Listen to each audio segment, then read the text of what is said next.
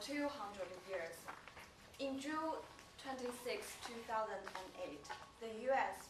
Supreme Court overturned an anti-gun law considered the strictest in the nation, affirming for the first time that Americans have a right to own firearms for self-defense. In a 5-4 decision, the judges struck down the 32-year-old gun ban in the city of Washington. Today, our position is sales of guns should be kept in the U.S. In 1797, the Second Amendment to the U.S. Constitution was ratified. The amendment reads that a well-regulated miniature is necessary to the society of a free state. The right of people to keep and bear arms shall not be infringed. It means that the right of people to keep guns in the U.S. is protected by law. And the Supreme Court in June 28, 2008, had definitely held that the Second Amendment protects and individually, not only the personal can have a gun, but also the government and the state and the normal citizens. So today we have two main points. Number one, people should have the right to have guns because guns are the tools to protect their life, property, and rights. And the second point is guns are not the cause of crime. Let's move on to the first point. Only guns equip the people with power to define their privacy rights and ability to overthrow the government that loses its integrity and justification. Also, guns can protect people from crimes and dangers. Just imagine if one day you walk in the street and several strong guys stalk you and threaten you, I will kill you, and nobody will find your body. What do you do? And actually, this is a real story happened on Tom Palmer. He said in a ABC TV program. And what did he do? He just pulling out the gun and the criminals ran away. He also said, if you meet criminals, you can choose handguns or call 911.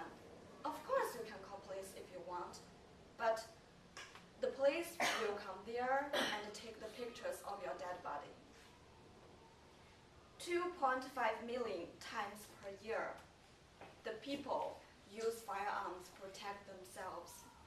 And in most cases, the criminals see the firearms and then they just run away in haste. And in most cases, no blood is shed. Without a firearm as a countermeasure, the innocent people would have been victims. Let's move on to the second. Guns are not the cause of crime. According to FBI uniform crime reports, crime is not committed with guns. For example, only about 40% of hold-ups, muggings, and other robberies crimes for which a gun provides a real advantage to the perpetrator are committed with guns. Most robberies are used like knives, clubs, and or force. Think about the nation of Switzerland. We can say Switzerland has a high rate of private gun ownership. It's about 46 guns for every 100 people in Switzerland. But the rate of murder involving guns is low. In 2009, for instance, only one murder per 300,000 people was committed with guns.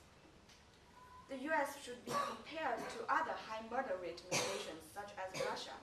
There, severe and severely enforced gun bans apply to a largely unarmed population, succeed in virtually eliminating gun murders. So other weapons were substituted. Today, the murder rate in Russia is almost 4 times higher than US. This comparison implies that the decisive factors in national homicide rates are social, economy, and culture, not availability of some particular form of weaponry. According to all mentioned above, we believe sales of guns should be kept and people should have right to own guns in U.S. Okay, we have two main points. The first point is the Constitution of the U.S. Has endowed the people the right to own guns. So people may have guns to protect themselves, protect their rights. The second point we have is guns are not the cause of crime. There are other factors that cause the crime. Thank you very much. Thank you.